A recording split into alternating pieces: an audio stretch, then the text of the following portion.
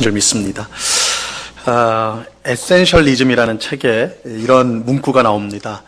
삶의 우선순위를 정해놓지 않으면 다른 사람이 내 삶의 우선순위를 정할 것이다. 멋진 말이에요. 삶의 우선순위를 내가 정하지 않으면 다른 사람이 내 삶의 우선순위를 정해줄 것이다. 내 삶의 우선순위가 없어서 무슨 일이 중요한지 또 무슨 일을 먼저 해야 될지를 결정하지 못한다면 주변 환경이나 혹은 다른 사람이 그걸 대신 결정해 줄 거라는 거예요. 그러니까 내가 주도적으로 뭘 할 수 있는 그런 것이 아니라 주변 환경에 이끌리고 또 주변 사람에 이끌리는 그런 삶을 살게 되리라는 것이죠. 말이 마차를 끌고 가야 되는데 그게 정상이죠? 근데 마차가 말을 끌고 가는 그런 셈이 되는 것입니다. 그 결과 참 바쁘게 살기는 하는데 바빠요. 막 주변 요구에 뭐 이거 해달라 저거 해달라 다 들어주니까 바빠요. 근데 정작 열매는 없는 거예요. 그죠? 바쁘게 사는 건 바쁜 사는데 열매가 없어요. 열심히 살기는 하는데 마음에 기쁨도 없고 보람도 없어요. 내가 뭘 위해 사는 건가? 내가 지금 뭐 하고 있는 건지 이런 생각이 드는 거예요. 미국인 목사인 고든 맥도널드가 쓴 이 내면 세계의 질서와 영적인 성장, 영적 성장이라는 굉장히 좋은 책이 있습니다. 정말 좋은 책이거든요. 우리 성도님들 꼭 한번 읽어보시길 바라는데 이 제목이 좀 거창해요. 그죠? 내면 세계의 질서와 영적인 성장. 이러니까 내용이 좀 어려운 것 같아가지고 좀 그런데 사실 이 원래 영어 제목은 그렇게 거창한 제목이 아닙니다. 이 직역을 하면 당신의 개인적 삶 전부를 정돈해라. 너의 삶을 정돈해라예요. 굉장히 간단한 건데 이 정돈한다라는 것은 우선순위를 정하라. 이거예요. 우선순위를 정하라. 이 고든 맥도널드는 자신의 책에서 두 종류의 인생에 대해서 말을 해줍니다. 우리는 다 이 두 종류 중에 어느 한쪽에 속해서 산단 말이에요. 하나는 충동에 이끌리는 삶입니다. 충동에 이끌리는 삶. 또 다른 하나는 소명에 이끌리는 삶이에요. 이 충동에 이끌리는 삶은 어떤 기준이 없이 그때 눈앞에 보이는 문제들을 자기가 하고 싶은 대로 해결하면서 사는 삶입니다. 그러니까 바빠요. 눈앞에는 항상 어떤 문제들이 계속 발생하거든요. 그러니까 그것 따라 내가 충동에 따라 이거 해야 되겠다. 또 가만히 보니까 또 이것도 해야 되겠는 거야. 이것도 해야 되겠다. 이것도 해야 되겠다. 이게 충동에 이끌리는 삶. 반면에 소명에 이끌리는 삶은 자신이 태어난 목적과 살아야 될 분명한 이유를 기준으로 삼아서, 이 기준이 있는 거예요. 기준으로 삼아서 해야 될 가장 중요한 일에 집중을 하는 삶입니다. 기준이 분명하기 때문에 충동적인 삶을 사는 사람들과 달리 분주하거나 중요하지 않은 일에 쫓겨다니는 일이 없이 가장 중요한 일에 집중을 하게 됩니다. 그렇기 때문에 그 삶 속에 좋은 열매를 맺게 되는 것이죠. 여러분의 삶은 어떻습니까? 오늘 예배드리는 여러분의 삶은 어떻습니까? 여러분은 자신이 삶의 우선순위를 정하십니까? 아니면 여러분의 주변 환경이나 주변 사람이 여러분의 삶의 우선순위를 정해줍니까? 여러분은 충동에 이끌려서 살아가십니까? 아니면 소명에 이끌려서 살아가십니까? 아마 우리 대부분은 내가 우선순위를 잘 정하고 기준을 따라 잘 정하고 충동이 아닌 소명을 따라 그렇게 살아가는 질서 있는 삶, 정돈된 삶을 살고 싶다. 이런 분이 대부분일 거예요. 하지만 우리의 현실은 다른 사람이 내 우선순위를 정하고 충동에 이끌리는 삶을 살아가는 경우가 더 많을 것입니다. 그 증거가 뭐냐? 우리 입에서 난 늘 바빠. 난 해야 될 일이 왜 이렇게 많은지 몰라. 여유가 하나도 없어. 이런 말 하는 사람들은 다 이런 삶을 지금 살고 있는 거예요. 그죠? 그렇다면 우리는 어떻게 분명한 우선순위를 가지고 이 충동이 아닌 소명을 따라 이 땅을 살아갈 수가 있을까요?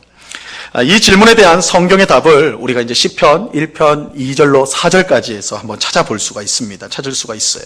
이 말씀 우리 천천히 다 같이 한번 읽어봅니다. 같이 읽습니다. 시작. 오직 여호와의 율법을 즐거워하여 그의 율법을 주야로 묵상하는도다. 그는 시냇가에 심은 나무가 철을 따라 열매를 맺으며 그 잎사귀가 마르지 아니함 같으니 그가 하는 모든 일이 다 형통하리로다. 악인들은 그렇지 아니하며 오직 바람에 나는 겨와 같도다. 이 하나님을 믿는 우리가 삶의 우선순위를 가지고 소명에 이끌리는 삶을 살기 위해서는요, 무엇보다 먼저는 분명한 기준이 있어야 합니다. 기준이 있어야 돼요. 그 기준이 무엇인가? 말씀. 오늘 시편에 보니까 하나님의 율법, 여호와의 율법이라 그러는데 곧 하나님의 말씀이에요. 하나님의 말씀을 기준으로 삼아야 됩니다. 우리는 하나님의 말씀을 통해 우리가 태어난 목적과 이 땅을 살아가는 이유를 우리가 알 수가 있습니다. 하나님의 말씀, 성경만이 우리가 이 땅에 왜 태어났는가, 우리가 왜 살아가야 되는가, 그것을 우리에게 알려줄 수가 있어요. 이러한 하나님의 말씀을 기준으로 삼으면 우리가 해야 될 일과 하지 말아야 될 일들, 중요한 일과 중요하지 않은 일이 구분이 됩니다. 물론 칼로 두부를 자르듯이 모든 일이 명확하게 구별되는 것은 아닙니다. 아무리 하나님의 말씀을 읽어도 이거 해야 되는가 말아야 되는가 명확하게 구분이 안 되는 경우들이 분명 있긴 해요. 있긴 합니다. 그런 일들이 있어요. 그냥 성경만 읽으면 다 해결됩니다. 그거는 현실적인 답은 아닌 것 같아요. 그렇죠? 그러니까 어떤 특별한 문제에 있어서는 성경을 읽어도 이게 뚜렷하게 어떻게 해야 될지를 모르는 경우가 있을 수 있어요. 그럴 때는 우리가 이제 좀 더 신중하게 하나님의 말씀을 더 읽어야 되고 또 기도하면서 하나님의 인도를 조심스럽게 기다릴 필요가 있습니다. 하지만 우리가 하나님의 말씀, 즉 성경을 삶의 기준으로 삼을 때요, 우리는 대부분의 일에 대한, 그러니까 아주 특별한 일들 제외하고 대부분의 일에 대한 분명한 우선순위를 가질 수가 있습니다. 왜냐하면 성경은 하나님의 뜻이 무엇인지를 우리에게 분명하게 가르쳐주고 있고, 우리가 하나님의 사람으로 온전하게 살 수 있도록, 여기서 이제 온전하다라는 건 완전하다라는 거예요. 그죠? 그러니까 완벽하게 하나님의 사람은 어떻게 살아야 되는가? 이것을 성경은 우리에게 가르쳐주고 있기 때문에 그렇습니다. 디모데후서 3장 16절과 17절에 보면요, 성경이 어떤 책이냐를 우리에게 이렇게 알려주고 있습니다. 모든 성경은 하나님의 감동으로 된 것으로 교훈과 책망과 바르게 함과 의로 교육하기에 유익하니 이는 하나님의 사람으로 온전하게 하며 모든 선한 일을 행할 능력을 갖추게 하려 함이라. 성경은 하나님의 말씀인데 그 하나님의 말씀의 내용이 뭐예요? 우리를 온전하게, 하나님의 사람으로서 온전하게 만들어서 선한 일, 그러니까 무엇이 중요하고 또 무엇을 먼저 해야 될지를 알려주는 게 성경이라는 거예요. 우리가 이러한 하나님의 말씀인 성경을 즐거워하고 그래서 주야로 이 말씀을 묵상하면 우리는 삶의 우선순위, 분명한 우선순위를 가지게 되고 이 충동이 아닌 소명을 따라 이 땅을 살아갈 수가 있게 되는 것입니다. 그런데 이러한 삶을 살 때 어떤 결과가 우리에게 주어지는가? 오늘 시편 말씀에 보는 것처럼 시냇가에 심은 나무가 철을 따라 열매를 맺으며 그 잎사귀가 마르지 않음 같이 모든 일이 형통하게 됩니다. 여러분, 이런 형통한 삶을 살고 싶지 않으십니까? 살고 싶은 분이 한 두세 분 정도가 되시고 어떻게 사시려고 그러시는 거예요? 막 살아도 돼요? 형통하게 살아야 될 거 아니에요, 그죠? 그러려면 어떻게 해야 돼요? 하나님의 말씀을 내 인생의 기준으로 삼아야 돼. 내 인생의 기준으로 삼아야 돼. 그런데 충동에 이끌리는 삶을 사는 사람들은 어떻습니까? 앞에서 본 시편 1편 4절에 보면요, 그런 사람들을 뭘로 비유를 하냐면 오직 바람에 나는 겨와 같다. 바람에 나는 겨와 같다라고 비유를 하고 있어요. 여러분, 겨가 뭐예요? 겨가 뭡니까? 알곡을 싸고 있는 껍데기, 이걸 겨라고 그래요. 그렇죠? 그래서 이제 우리가 뭐 쌀이나 뭐 이런 거 할 때 쌀이 그대로 그게 아니라 그 껍질을 뺏겨가지고 그걸 먹어야 되는 거예요. 그러니까 껍질을 겨라고 합니다. 겨. 여러분, 겨는요 굉장히 가벼워요. 그죠? 당연히 그렇겠죠. 뭐가 내용물이 없는 껍질이니까 가볍습니다. 그래서 바람이 불면요 이리저리로 날아가게 돼 있어요. 가벼우니까 이리저리로 날아다녀요. 여러분, 겨는 아주 분주해요. 바빠요. 뭐 바람이 부는 대로 따라가야 되니까, 그죠? 내가 뭘 하는 이런 게 아니에요. 바람이 불면 그대로 따라가야 돼요. 그러니까 분주하고 바빠요. 하지만 알맹이가 없어요. 아무리 이리저리 부지런히 다녀도 열매가 없고 빈손이에요. 하나님의 말씀을 그 삶의 기준으로 삼지 않는 사람의 삶이 이와 같아요. 일이 많아요. 하는 것도 많아요. 분주해요. 근데 손이 빈손이에요. 열리는 게 아무것도 없어요. 하지만 하나님의 말씀으로 기준을 삼는 사람은 어떠한 삶을 삽니까? 하나님의 말씀을 이리저리 돌아다니면서 읽을 수 없거든요. 여러 가지 일을 하면서 하나님 말씀 묵상할 수 없거든요. 하나님 말씀을 읽고 묵상하려면 자리에 앉아 있어야 돼요. 바쁠 수가 없어요. 하지만 시냇가에 심은 나무처럼 좋은 열매를 맺어요. 여러분, 나무는 움직이지 않아요. 그죠? 나무는 움직이지 않습니다. 겨처럼 저리 갔다 이리 갔다 그러지 않아요. 땅에 딱 뿌리를 박고 있어요. 아무 일도 하지 않는 것처럼 보여요. 하지만 아무 일을 하지 않는 게 아니에요. 때가 되면 잎사귀도 나고요. 때가 되면 열매를 맺어요. 마찬가지로 하나님 말씀에 뿌리를 내린 우리의 삶은 그 말씀으로 인해서 아름다운 열매를 맺게 되는 것입니다. 막 세상 사람처럼 이리 가고 저리 가고 무슨 일하고 뭐 번잡하게 일하지 않는 것처럼 보이도, 야, 저 하나님 믿는 사람 저 맨날 기도한다고 그러고 저 성경 읽는다고 그러고 저렇게 열심히 안 하면 어떻게 하나. 그런데도 불구하고 많은 열매를 맺어요. 왜요? 하나님의 말씀을 삶의 기준으로 삼고 살아가는 그 사람 속에서 하나님이 일하시기 때문에 그래요. 하나님의 말씀이 그 삶 속에서 열매를 맺도록 역사하시기 때문입니다. 그래서 모든 일에 형통하다라고 말씀하고 있는 거예요. 저는 오늘 예배하는 우리 모두가 이 귀한 복을 받을 수 있게 되기를 간절히 바랍니다. 우리가 하는 모든 일이 형통하기를 정말로 바라요. 그러기 위해서 우리가 반드시 해야 될 일이 뭔가, 우리 하나님의 말씀을 우리 인생의 기준으로 삼아야 됩니다. 하나님의 말씀을 기준으로 삼아서 삶의 우선순위를 정해야 돼요. 하나님의 말씀을 그냥 읽고 좋다 이렇게 하면 안 되고, 그 말씀을 우리 삶의 기준으로 삼아서 우선순위를 구분할 때, 우선되는 일을 구분할 때 그 말씀을 기준으로 삼아야 되는 거예요. 또 우리는 그러기 위해서 하나님의 말씀을 즐거워하고 주야로 묵상을 해야 돼요. 말씀을 부지런히 배워야 돼요. 그래야지 기준으로 쓰고 그걸로 우선순위를 삼을 거 아니겠어요? 이 말씀을 즐거워해야 돼요. 말씀을 부지런히 배워야 돼요. 그럴 때 하나님이 약속하신 풍성한 삶을 우리가 누릴 수가 있게 되는 것입니다. 올해 교회 표가요, 배우고 가르치라. 배우고 가르치라. 우리 뒤에 현수막에 양쪽 다 달아놨어요. 한 개로만 하면 부족해가지고 양쪽 다 붙여놔 버렸어요. 교회 표치고는 조금 낯설죠, 그죠? 교회 표라면, 새 표라면 하나님의 뜻을 행하고 복받자 이런 거 좋잖아요, 그죠? 번성하고 열매 맺는 교회 이런 거 좋지 않습니까? 더 좋은 거, 입을 열라 넘치게 부어주겠다 이런 거, 그죠? 이런 표현이면 더 좋을 것 같은데. 하지만 여러분, 무슨 일이든지요, 기초가 중요합니다. 무슨 일이든 기초가 중요합니다. 여러분, 기초를 제대로 닦아야지, 제대로 해야지 그 위에 무엇이든 번듯하게 세울 수가 있는 것이에요. 하지만 기초를 제대로 하지 않고 대충 하면요, 아무리 그 위에 대단한 것을 세운다 할지라도 결국은 무너져요. 결국은 무너집니다. 앞에서 이미 이야기한 것처럼 우리가 바라는 형통한 삶, 복된 삶을 살기 위해서 반드시 필요한 기초가 있습니다. 뭐예요? 하나님의 말씀이에요. 하나님의 말씀이에요. 우리 삶을 하나님의 말씀이라는 기초 위에 세우지 않으면 우리의 삶은 알맹이가 없는 겨와 같아서 그냥 분주한데, 바쁘기는 너무너무 바쁜데 아무 열매가 없는, 아무런 잡히는 것이 없는 그런 삶을 살 수밖에 없어요.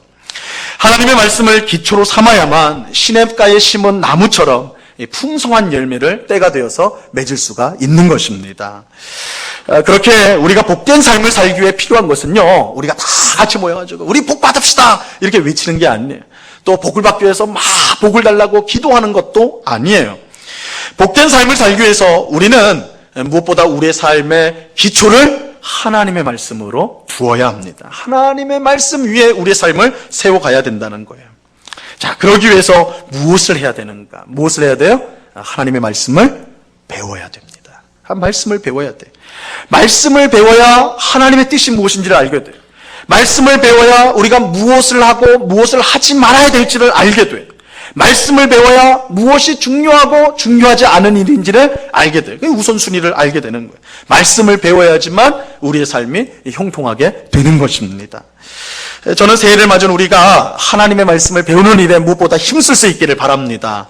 하나님의 말씀을 삶의 기준으로 삼아서 분명한 우선순위를 가지고, 그래서 충동이 아닌 소명을 따라서 복되게 살아가는 우리 모두가 될 수 있기를 바라요. 여러분, 교회는 무엇입니까? 이 교회는 뭐예요? 교회는 사실 여러 가지로 성경은 묘사하고 있습니다. 어둠의 세력과 싸우는 영적인 군대. 여러분, 교회는 군대예요, 군대. 영적인 군대. 그래서 교회에서 우리 영적인 훈련을 받는다고요. 또한 교회는 죄로 인하여서 상한 영혼을 치료하는 병원이에요. 영적인 병원. 그죠? 그래서 교회는 병원의 역할을 해요. 예, 죄로 인해서 상한 심령을 고치는, 그리고 치료하는 그런 일을 하는 영적인 병원이 교회입니다. 그리고 무엇보다 교회는요, 하나님의 말씀을 가르치는 학교입니다. 여러분, 교회가 뭐예요? 학교예요, 학교. 야, 교회가 학교라니. 학교라는 학자만 들어도 머리가 지끈지끈거리는 분이 계실지 모르겠는데, 그럼에도 불구하고 교회는 학교가 맞아요. 하나님의 말씀이라는 유일한 진리를 가르치는 곳이 바로 교회, 이런 진리를 가르치는 것이 교회, 영적인 학교가 교회인 것입니다. 이 감리교를 세운 영국의 위대한 전도자였던 요한 웨슬레는 자신을 가리켜서요, 나는 한 책의 사람이다, 이렇게 표현을 했어요. 자기는 나는 한 책의 사람이다. 멋진 말이죠. 근데 이 책이 어떤 책이냐? 성경이에요, 성경. 나는 성경의 사람이다, 이렇게 표현을 했어요. 그러니까 성경이 나라는 사람을 만들었다. 성경이 나를 형성했다. 이렇게 고백을 하였어요. 여러분, 이것은 우리도 마찬가지입니다. 우리도 마찬가지예요. 여러분, 무엇이 우리를 성도로 만듭니까? 무엇이 우리를 하나님의 사람으로 만들 수 있습니까? 하나님의 말씀인 성경이에요. 우리는 하나님의 말씀으로 만들어져요. 그러니까 우리도 똑같이 요한 웨슬리와 똑같이 한 책의 사람입니다. 여러분, 꿈이나 기적 같은 체험이요, 우리를 성도로 만들지 않습니다.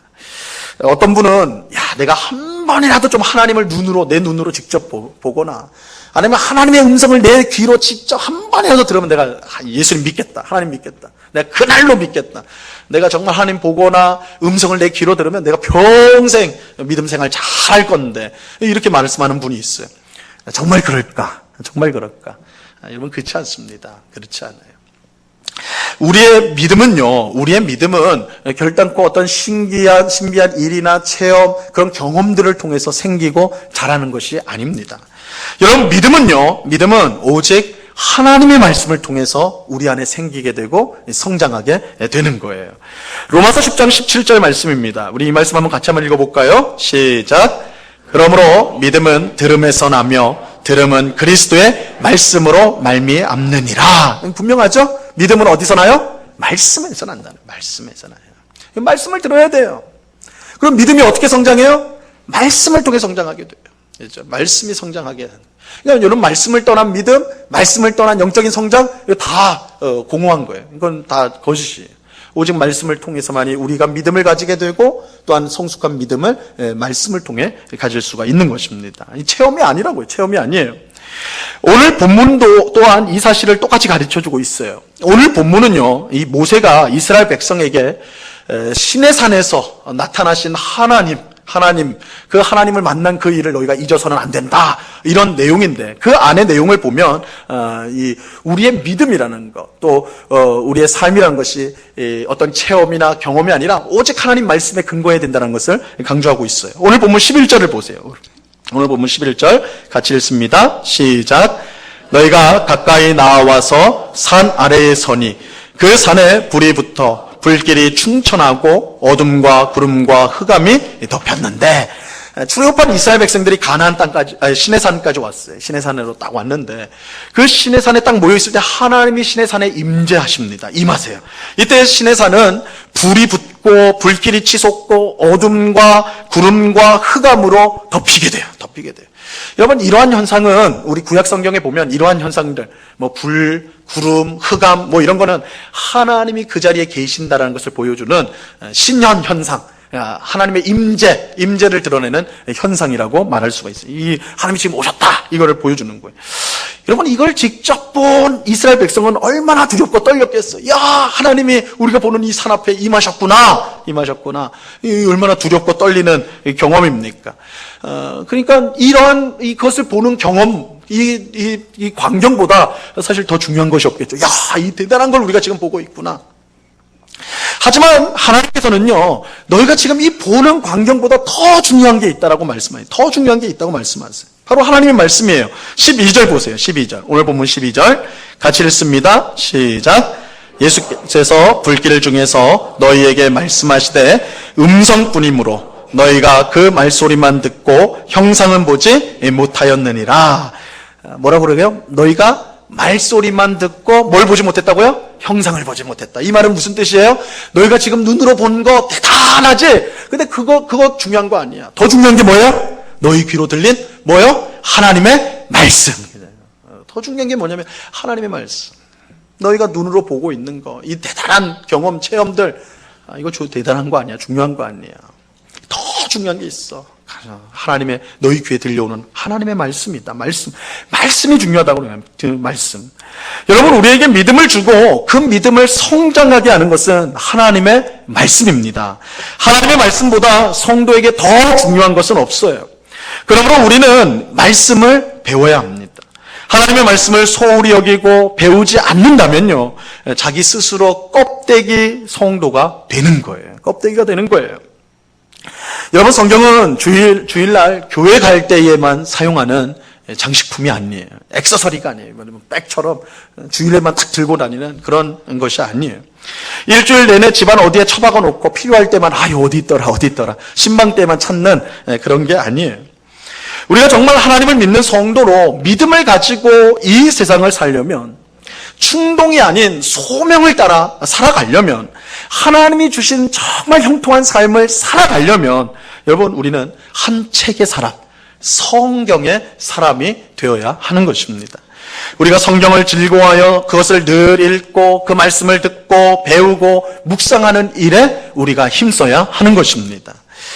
여러분, 성경을 읽는 일은요, 성도 중에 유난히 믿음이 좋은 그런 성도만이 하는 특별한 활동이 절대 아닙니다. 어떤 성도가 성경을 읽고, 성경 읽어! 여러분, 그런 말 하시면 안 돼요. 그건 성도라면 다 읽어야 되는 게 성경이에요. 그렇죠? 성경을 읽는 건 특별한 활동이 아니에요. 누구나 읽어야 되는 거예요. 누구나 숨 쉬고, 누구나 물 마시는 것처럼, 여러분, 숨 쉬는 사람한테, 와, 숨을 쉬네! 이런 사람은 아무도 없잖아요. 그죠? 와, 물도 마실 줄 아네. 이런 사람 아무도 없잖아요.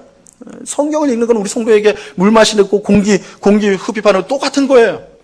영적으로 살아가는 데 있어서 하나님의 말씀을 읽고 배우는 것은 너무나 당연한 거라고요. 그래서 성경을 모르면요, 죄송한 말이지만 그 사람은 참된 성도라고 말하기가 어려워요.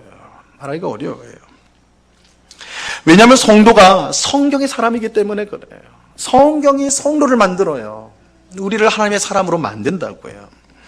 그런데 제가 지금 말씀드리는 것은 이 성경의 내용을 얼마나 잘 알고 있느냐, 성경 인물의 이름을 줄줄줄 읊을 수 있느냐, 성경을 지금까지 몇 번이나 읽었느냐, 이것을 지금 말씀드리는 것은 아닙니다. 똑같이 성경을 읽어도 사람에 따라서 그것을 이해하고 기억하는 것은 차이가 있어요. 성경의 내용을 많이 알수록 훌륭한 성도가 되는 것은 꼭 아니에요. 그죠? 만약에 그렇다면, 성경의 내용을 아는 만큼 훌륭한 성도라고 한다면 목사나 신학자들은 정말 훌륭한 신자일 거예요. 그죠? 그런데 그렇지 않다는 걸 우리가 보지 않습니까? 성경을 배운다는 것은요, 수능 시험을 준비하는 학생이 공부하는 것처럼 배우는 것이 결코 아닙니다. 아니에요. 이게 구별이 돼요. 그래서 사람의 IQ나 지능 지수나 기억력, 이해력과는요, 근본적으로는 그게 크게 관련이 있는 게 아니에요.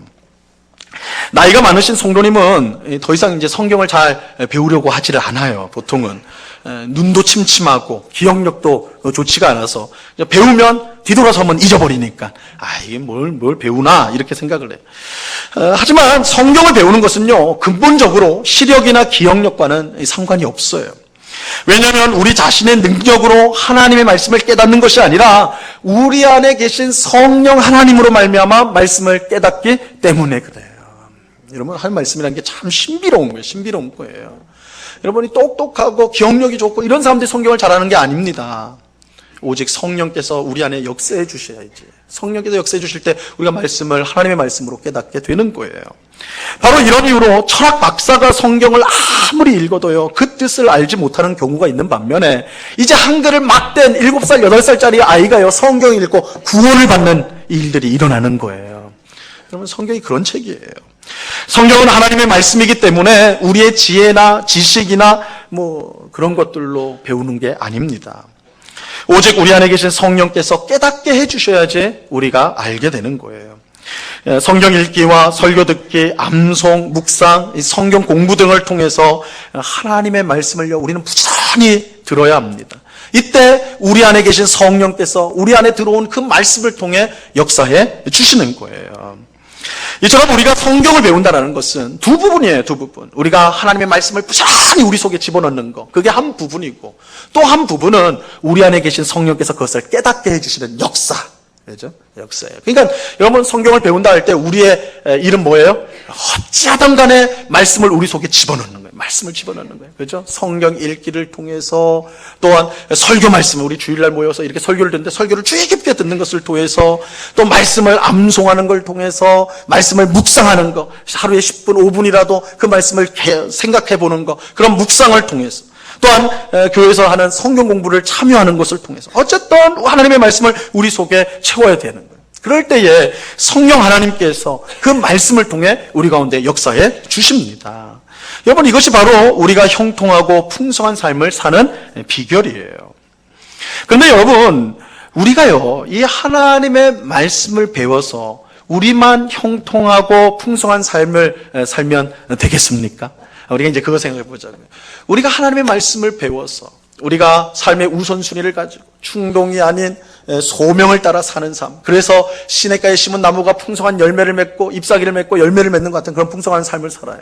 우리가 그런 삶을 살게 돼요. 근데 그걸로만 나만 복을 받았으면 이제 됐다 이러면 될까요? 그렇지 않잖아요. 그렇죠? 우리가 받은 복을 또한 우리의 가장 가까운 이웃인 가족이 누려야 되겠고, 가장 가까운 우리 이웃들이 함께 누려야 되지 않겠습니까?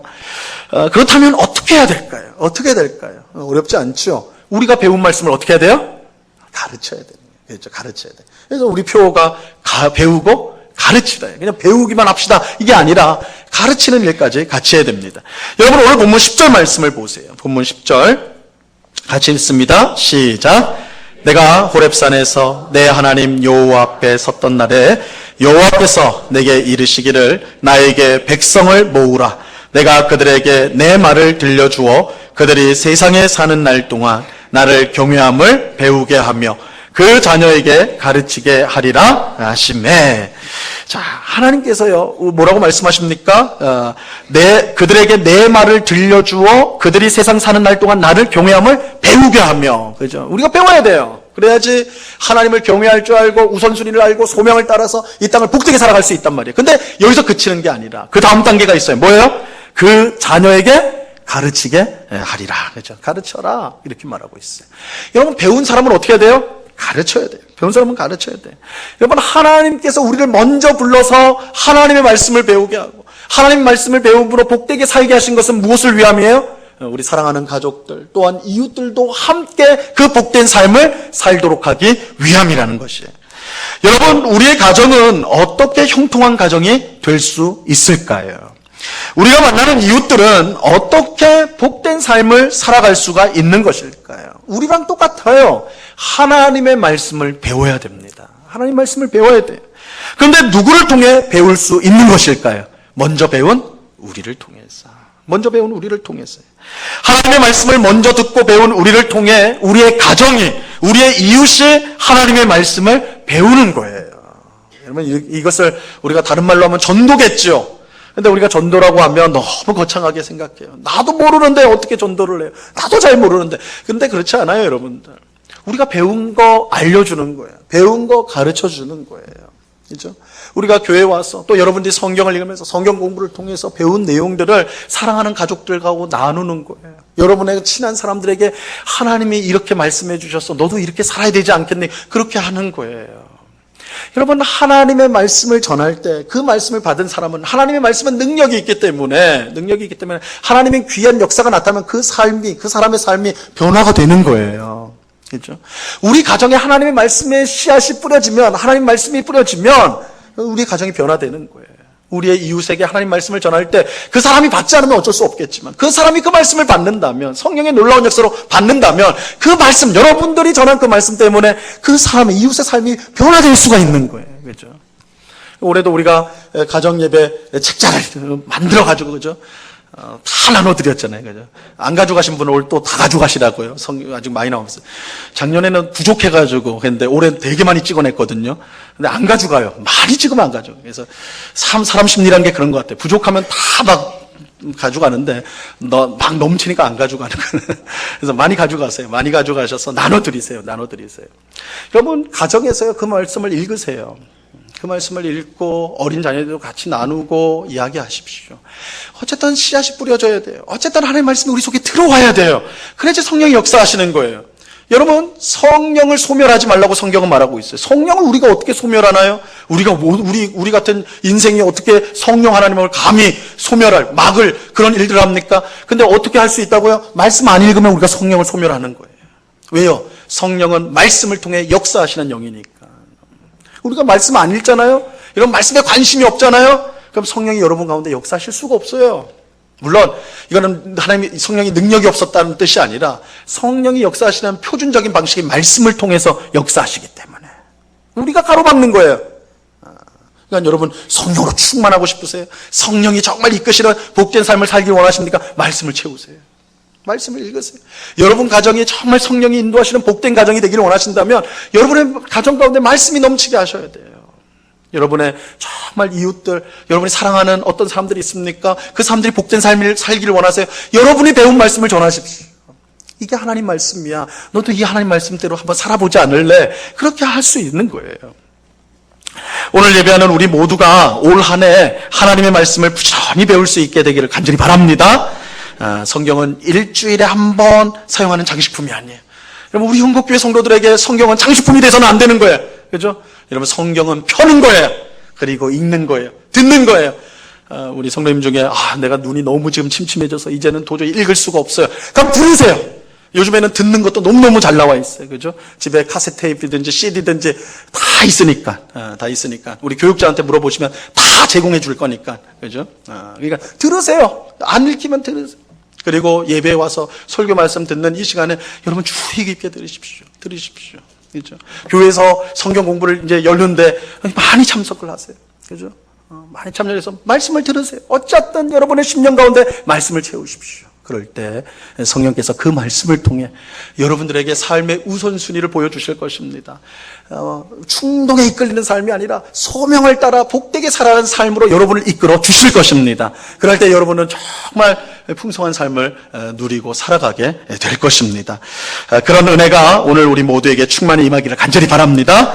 올 한 해 한 책의 사람으로 성경의 사람이에요. 우리의 별명이 우린 성경의 사람입니다. 성경의 사람으로 이 성경을 배우고 또한 우리 이웃들에게 가르치고 또한 전하는 그 일을 잘 감당하여 정말 하나님이 주시는 풍성한 삶을 누리는 오늘 우리 모두가 될 수 있기를 우리 주님의 이름으로 간절히 축원합니다. 이 시간에는 우리가 성찬식을 거행하도록 하겠습니다.